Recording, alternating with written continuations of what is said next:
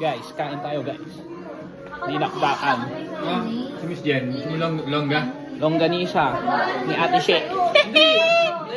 Dari pa oh. Kasi kuya ko pagkain.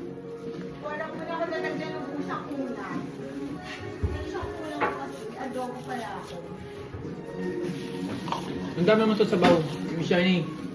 Ha? Kayo. Kayo. Ikaw? Ay, nag-akin. Saka iba tong... Yan ni ayaw ni Ate Jen. Saka iba yung ano ah, dinakdakan may ano. Kuya nga, alam ko may mayonnaise, no? Sa Bulacan. Hindi, naglalagay naman ng mayo, ano, pag yung ikakainin na. Kasi pag hinalo mo yun, madali mapanis. Sabaw ni Mang Paul. Saan magaling ka sabaw? Sama yan.